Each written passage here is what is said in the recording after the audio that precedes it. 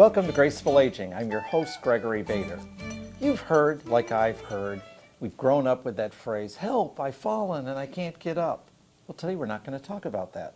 We're going to approach this from a whole different perspective, and today it's going to be, I've fallen and I can get up. And we have Cathy Moxley, who's a fitness director for Asbury and Sodexo, and you're with us today to show us how to maintain our vitality and how we can get down and get up, right? Absolutely. So how important is that for people?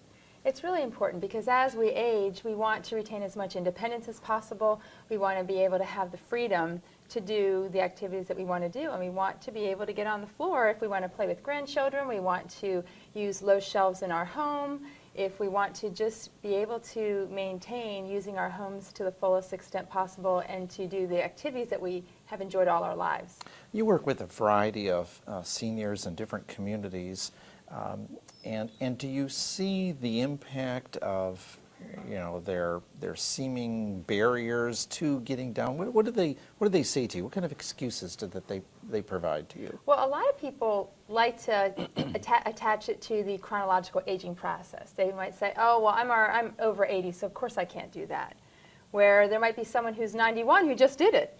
And it has a lot more to do with the activities that they've been doing their whole lives and the way that their lifestyle currently is through the decades. When you're 50 and then 60 and then 70 and then 80, what lifestyle have you maintained all those years that you can maintain a lot of your abilities? And you can still get those abilities later, even if you weren't doing it in the earlier decades. Well, you just loaded up that for, I've got so many questions just from what you just said. So if I am someone who's 40, 50, and I'm a caregiver, what should I be concerned about myself to maintain my ability to get down on the floor and get up off the floor so I can enjoy activities? Well, there's two main categories of exercise that you need to be knowledgeable about, and one is strengthening your muscles, and the second is the mobility and flexibility of your joints. Because when you're younger and you're getting on the floor and getting off again, you're not really thinking about it. Your body just can naturally go through these movements. And as we get older, if we're not using these movements as often, we might have to think more and break the steps down. But it's not just our leg muscles, although that's the primary thing, but there's also the ankle joint mobility, for instance, and knee mobility and hip mobility, and even upper body strength. Because you're not getting up without any use of your arms at all. You're going to be using your upper body strength as well. So it's staying strong and staying flexible. So does that mean I've got to go and buy special exercise equipment and join the gym and buy the equipment in my basement in order to do those things? Is that the type of fitness training a 40, 50, 60-year-old has to maintain? You could do that, but you don't have to do that. There are so many ways to be fit. Some ways are expensive, and some ways are medium, and some ways are inexpensive. You can do exercises with nothing but your pair of tennis shoes and your body weight, and still get stronger and still stay flexible. And will you show us some of those today? Absolutely, yes. We're going to see some today. Okay, and so you don't have to go through these expensive methods. There are simple, straightforward ways, and people can learn those relatively easily. How often should people kind of keep their joints and limber and exercise? Well, it's really a good idea to move every day. You want to do some kind of movement every day, but a minimum of 3 times a week of some really specific exercises can make a big difference. And it can be as short as probably 10 minutes. In 10 minutes you can do something 3 times a week that would really help you. Of course, there's more benefits with a little larger time investment, but a lot of people get scared away by thinking it has to be a full hour or it has to be every day. And we really just want to start with what you're willing to do. And a lot of times it grows after that because you get a little bit of success and you get interested, and then you can do a little more. So it's within the reach of everyone to have a better reach as well. It is. Okay, good. Yeah. Now, so dispel the myth again. So as I move into my 70s and 80s and 90s, I'm not suddenly going to turn on a switch and suddenly I have no mobility. I can arrest that from happening. You can arrest that, and the thing about the human body is that physiological state of the muscle is amazing. It can gain strength at any age. We have seen research studies of very frail people who live in nursing home settings who with a very small amount of time, 3 times a week, have gotten their muscles strong enough that they can do things they could never do before. People who might use a walker who can graduate to just a cane, or someone who's using a cane and can graduate to walking unassisted. So it really is all about putting the time in, even just a little bit of time and consistently with some exercises, and let the physiological process take care of itself of getting stronger. Now, someone who, a doctor or a physician's assistant or a nurse or a therapist says use a cane, obviously we don't want to mess with the doctor's prescription with regard to those things, but do you find that people kind of linger past the prescribed period and continue to use a cane and a walker maybe for too long? Sometimes that really is the case, and in fact, once you have an assistive device like that, the natural tendency is to start depending on it more and more, and then what that ends up leading to is further dependency, because you lose more of your strength and your balance. Okay, so here's the tough one now, because you probably deal with this. So I want you to arm, sons and daughters who a parent may be beyond the prescribed time period for a walker. How do you kind of make the approach that stop using it? What's the effective technique that you use to get people weaned from those things? Well, weaning is a good word because it's a combination approach. You wouldn't want to say get rid of the walker, because then that's their security. We certainly don't want someone to fall, and if they're not steady and they need that to steady them when they walk, they should keep their walker, but in addition to using their walker to get around, they should be doing the strengthening exercises, so that what will happen is gradually they'll find that they're not really leaning on it as much. So how do you do it? So here I am, I'm using the walker, it's beyond the prescribed time period, and I'm not going to throw it away and put it to Lord's and pile up that way, but what words do you use to encourage me to move away from the walker? Well, it would be to grip it less tightly, for instance, to not use it to really lean your weight on it, but just as a balancing device. That's number one. And number two would be to use it under certain circumstances, like for long distances, but not for short distances, or using it when you're out of the house, but we don't use it when you're in your own home. So certain kind of ways to have those parameters. But if you're going to be doing your exercise routine, for instance, people who live in a retirement community or somewhere else where they're going to go to an exercise facility, you still have your walker, but you walk it on over to the exercise facility, you do your exercises, and over the weeks and months might find you'll be graduating to the point of not feeling like you need it. So it's not so much getting rid of it while you still need it, but getting strong enough so that you can tell when you don't really quite need it as much. Because it doesn't have to be a continual decline. A lot of times people make the mistake of thinking once they have one, they've arrived at the walker stage, that there's no going backwards, and there certainly is going back to not having it anymore for a lot of people. And what do those people say to you when you've weaned them from using a walker or a cane, and you've got them in a simple exercise program and they enjoy it and they find success and they're doing more? What are the words? What do they tell you? Fantastic. They feel like a weight has been lifted. They feel a freedom that they've never had before. Suddenly they want to go on that trip. They want to go see the cherry blossoms. They want to go on a cruise. They feel like they have a lot more options available to them. They're just so excited. That's floor freedom is what you're all about, isn't it? Now, there are certain ways to get down and get up off the floor that that are safe and are easy to use, right? Absolutely. Okay, and do you find that when people know those techniques that they have more confidence and more ability? Yes, the confidence comes from knowing what to expect and having the steps broken down into something that feels like they can do each piece, so therefore they can do the whole movement. And if they can't do the whole movement, then we've isolated which piece in those steps is what we need to work on. Okay. So are there wrong ways to get down on the floor for an older adult, and are there wrong ways to get up off the floor? Yes. Okay. And can that cause, what's wrong about them, and what does that cause if they... Well, it can cause joint pain, but for getting up off the floor, the main thing about the wrong way versus the right way is just whether or not you can get up. Because we know that when we're younger, or when you're stronger, even if you're at an advanced stage but you're nice and strong, you can get up in a variety of ways and get yourself up.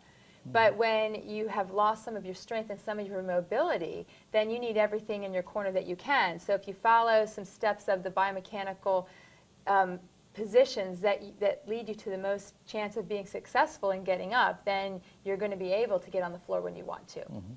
We're going to show these after we take a break, but right now we're both seated in nice, comfy chairs. You're on a comfy couch, and it's got good cushions, and so am I. Are these good as far as sitting for an older adult to be able to have the independence to get up and get down to, is the nature of the seat, the chair, the couch, does that have a big impact? It has a big impact. In fact, the chairs that we're sitting in right now are the worst for older adults to be sitting in to but get up. comfortable. Comfortable, but you're sinking on in. And most people have had the experience of trying to get up from a soft chair, and if you sunk in, it's really difficult. So you're going to be a lot more successful getting up if you're in a firm chair. But this is my comfy chair. I've had it for 20 years, and even though it's worn on the arms, I still love it, and nobody's going to take it away from me because I've got it perfectly situated to the TV.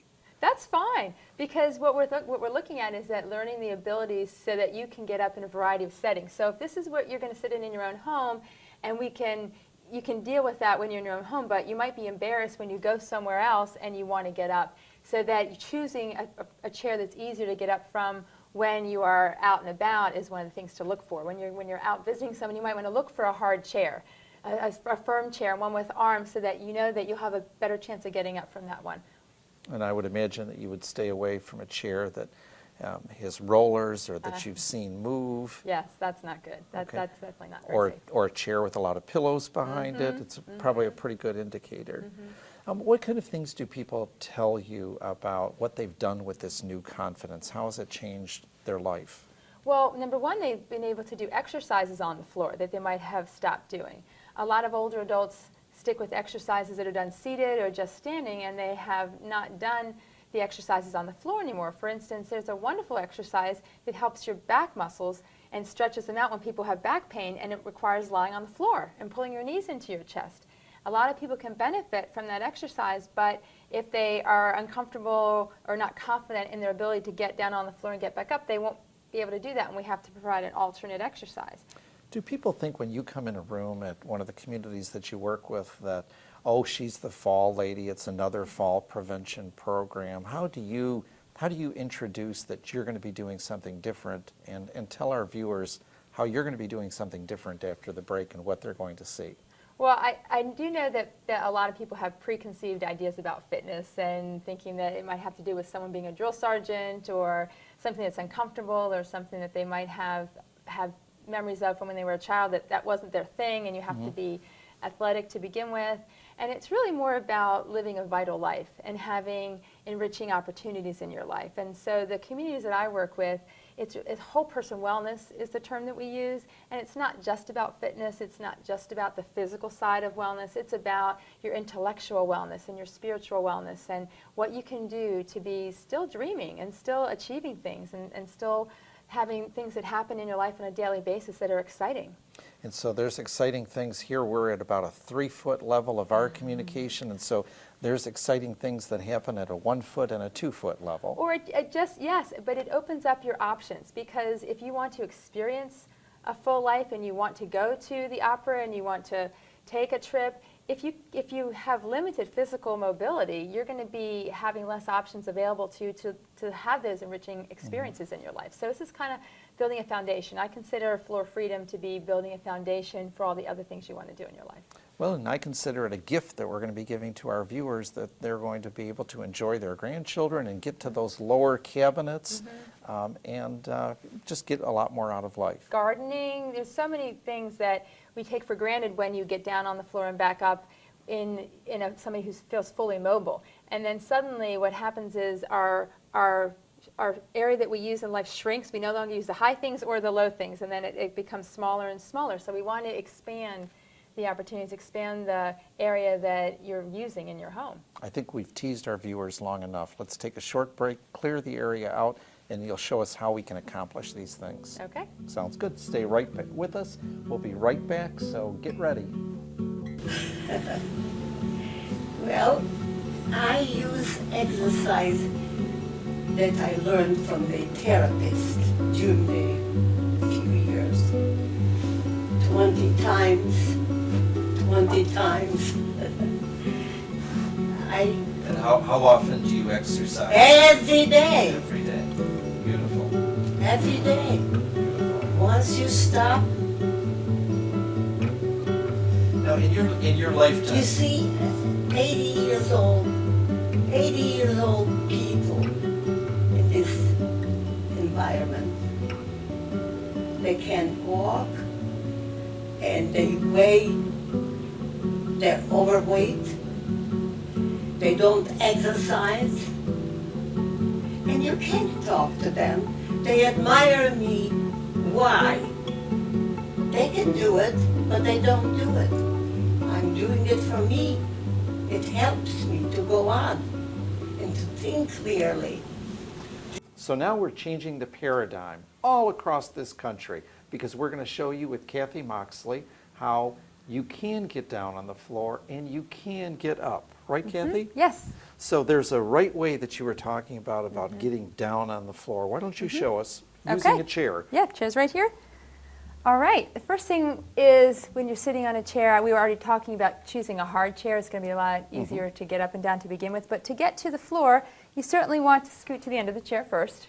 And then really, once you're close to the end of the chair, you're going to shorten the distance. You want to shorten the distance from the chair to the floor psychologically by using your handles here or your hand on the edge here, and just take one leg, whichever is your better one. You're going to bring it behind and just slowly lower one knee down. So that's your better leg. So your better would be your stronger leg, the leg you have the most confidence with. Yes, you can, if you're fairly equal, you want to make sure that this knee, though, when I said the good knee, make sure this is not a bad knee. We don't want to have had like a recent surgery on this knee or anything else. When the knee's going to go down, make sure that it's considered your good leg, and you're going to come down here. And then you want to bring the second leg down. The other reason why you want your good leg to go down first is that that's what's taking most of your weight. You want to be able to balance yourself. You bring your second leg down, and then you're going to bring your hands down and swivel around, and then you're all the way down. Cool. And there you're playing tic-tac-toe. You're playing with the toys with your grandchild. And now is there some measure of how long do you stay down? And is there, recommended time periods of... No, it's just for whatever you want to do. If you're down here to garden or to play or to exercise. In fact, with exercise, we were talking about that lower back stretch. So while I'm down here, you wanted me to show you that. Right? Well, how about if we show you getting up? Oh, okay. And then get back down again? We'll save that one for a little bit. Okay. Okay, so now you're down, you're playing with your grandchild, you're doing gardening, you're enjoying life at that level, and now you need to get up.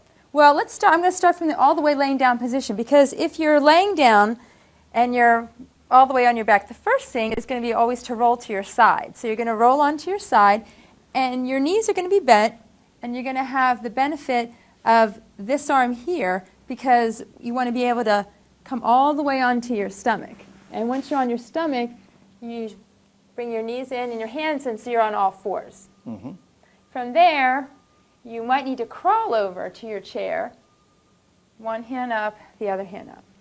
So that's stage one, is being able to get to all fours and then to crawl yourself over to a chair. Once you're here, of course, a chair that doesn't have rollers and is on a stable surface. So you're thinking a little bit ahead on that of having a good solid footing on the chair. And some people will have to crawl to a chair that meets those specifications, because you're right, you don't want to crawl over to a couch or a soft chair or a chair with rollers or a chair that's not very sturdy, like just a folding chair, or even a dining room chair without arms might be too light. This is a really good sturdy dining room chair. So you would need to crawl to the chair that's going to be a good choice for you, and then your hip is going to be right next to the chair. If you come over to the chair and you're not close enough to it, it's going to be pretty hard to be successful. So once you're here, the next step is taking your outside leg and bringing it around here. Now this movement might look easy, but depending on the range of motion that you have for your hip, your knee, and your ankle, you might need to practice this, because if you look at the ankle joint, you have to be able to flex that ankle so that it doesn't drag on the floor. So you need to be able to pick up and bring it around. Okay, so I would imagine that you can show us some exercises on all of that that people could practice that are easy. Yes. All right, so there we are. And then, since you're nice and close to the chair, you have one hand on the seat of the chair, one hand on the arm, and then you're going to think about your back foot. And when it's laying down like this, you're not going to be able to use any of the strength in the leg muscles on this side. So you're going to need to put your toe up so that you can have something to push off with. So if you have your toe up, you'll be able to push off with the bottom leg. You'll be able to push off from this leg, and you'll have your hand here and here to push off with your upper body. You have 3 areas to push with. So I can see the importance of using an armchair or something a little higher. Yeah. And then what makes this not so difficult is that you don't have to come up very high. All you're trying to do is come up about this much. So this hip is already right next to here, and you just push up enough Ah, clever. Okay. to get your hip right there, and you spin around. All right, now that was a nice slow motion effort. Let's do another slow motion effort of getting down from a chair like that and then getting up, the whole motion. But Okay. give it in a slow motion for Slow us, one motion. fluid. Okay. Well, And actually, talk us through it. you did say fluid, but I must say that I like to think about it as steps because you don't have to do it in a fluid way. A lot of times you want to take a break and say, okay, I got to this spot. I'm on all fours, and now I'll wait until I feel ready to bring that leg up. And then I stop and wait. Okay, that's why I have guests like you on the show to do it the right way. Okay. Good, so ignore me, Sorry. ignore me, listen to Kathy. She's got the right way, the step approach. Kathy, Sorry, the floor okay. is yours. So we're taking this leg, bending it down behind, using our hands right here, and little by little, just gently coming down that knee. Then the other knee comes down, sitting down. Cool. Okay. So the part about getting onto all fours, whether you come all the way onto the stomach first or not, and then finding your chair. So coming up, bringing this leg around, one hand here, the back toe, and then the little push. Wonderful. Now, if I don't have a chair around, can you show us a way for me to get down and do some gardening that might be the most prudent way to get down to the ground to pick those radishes or weed my garden bed? Yes, I can show that to you. And what we like to call this when I teach it is what you do if you drop a $100 bill in the Sahara Desert. Okay. Okay, because if you don't have anything around to use to pull your weight up, you can still get up. It requires a little more balance, a little more mobility and strength in your legs. And the other thing to keep in mind is it might not be that graceful. A lot of times we feel embarrassed and think that, well, wait a minute, I'm stuck in this kind of odd position that I'm not really hoping someone walks by, but it's functional. And we have to just think about function. So the first thing is getting down. It feels really high from eye level all the way to the floor, so you want to, again, shorten that distance. So widening your base of support is a good first step. Slowly bending. Once you can get one hand down and the other hand down, same thing, taking one leg, bending it back. And then you can usually just want to lean your weight in and sit down. Okay, very good. Now show us that one more time. People want to see it one more time. Okay, so first thing again is widening your base of support, bending at the hips and upper body and then knees until you can get one arm down and then the other arm down, then one leg back, touch the knee, swiveling around to the hip. And now I'm picking up the $100 bill. That's right, picking up the $100 bill. Beautiful. Now, is there a proper way to get up? You got up so easily the last time. What are the steps of getting up when you don't have a chair? The steps are the same beginning steps as if you were going to use the chair, which is you're going to need to use your upper body strength to get yourself up to all fours. So if you're all the way down and you're going to roll over onto your stomach first, most people find it easy to roll onto their stomach first. And then one knee and your hands can usually get you up to all fours. Okay. And once you're in all fours, you're going to pick your good leg, your best leg of the two, and bring it around like this. That's the next step. And notice that my leg is pretty far wide. You don't want to bring it in close because, again, the wider your base of support, the better you'll be able to balance. So it comes up pretty wide. And then from there, you can think of the next step as being like a tripod, with this leg being one, your arms here together being two, this leg is going to be three. So once you push down with your upper body, this leg is just going to drag up. And once you're here, you walk your hands in, one hand up, the other hand up, and then you can get up. Oh, good. Very good.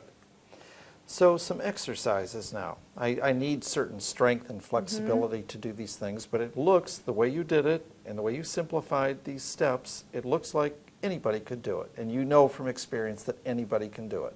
Anybody can do it once they have the strength and the mobility in your joints and muscles. Yes. So I saw, so importantly, the ability to be able to flex your ankle and use your toe. So are there some Yeah. good, simple exercises that people can work on developing more strength and flexibility in their ankles and toes?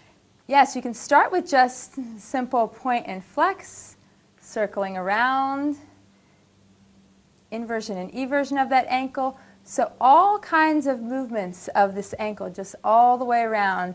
Doing this, you can do this every day. A lot of times we're talking about the 3-time-a-week thing, but the mobility exercises we can benefit from when we get up in the morning, just before you even get out of bed. And if I'm determined that I'm going to do my own gardening, and if I'm determined I'm going to play games with my grandchild, and I've never done this exercise before, about how long each day should I try to work up to? You can just do maybe 30 repetitions back and forth of the point and flex, then 30 times around, maybe 10 or 15 each direction. So it's really, when you're talking about range of motion movements, it's just a minute or two, really, Okay. for that one exercise. Now I notice your leg strength, as far as being able to your legs. What kind of leg exercises would you recommend that people could incorporate? Well, I'm sitting here close to the end of my chair, and so to do strengthening exercises for your quadriceps, which are the primary strength muscles for your legs. These guys up here. These guys up here, right. You will notice just from lifting your leg up that this muscle will start feeling like it's working without even moving it besides this point. So this is an exercise right here, believe it or not. Okay. And once you're here, I can do that. You can do that, extending out and in. Okay, when you're extending the knee, that is a quadricep exercise, one of the lower levels. Because if you put an ankle weight on here, then it's a higher level. Okay. So I need to graduate to You need to that. graduate. And then another one, just sitting in the chair here, is called the chair stand. If you are sitting here close on the end of your chair and your arms are crossed, to stand up and sit down without using your arms is a strengthening exercise for the legs. So that seems like a wonderful exercise, wonderful exercises to get strength. You talked about that floor exercise for your back. Can you get down and then show us the floor exercise for your back? Yes. Okay, terrific. So come down nice and gently. All in those steps. And once you're here and you're laying all the way back, it's simply pulling your knees into your chest and holding them right here. And that's strengthening what? Your lower back, your upper This is back? stretching your lower back. This is a lower back stretch, and it should feel really good. You can even just do it with one leg if 2 legs feels like it's a little too much. And that's going to help you as well get more mobility and strength to be able to get on the floor, get up off the floor, and enjoy life. Yes. So Cathy Moxley, why don't you join us in this higher level right now? You've given a whole lower level world for Yep. people, and thank you so much for being a part of Graceful Aging. And tell folks at home just last that they can do it. You can do it. It's that simple. Thanks for being with us on Graceful Aging. We'll see you next time. Get down on the floor, start exercising, enjoy life down there. There's a whole world to enjoy. Thanks for being with us. We'll see you next time.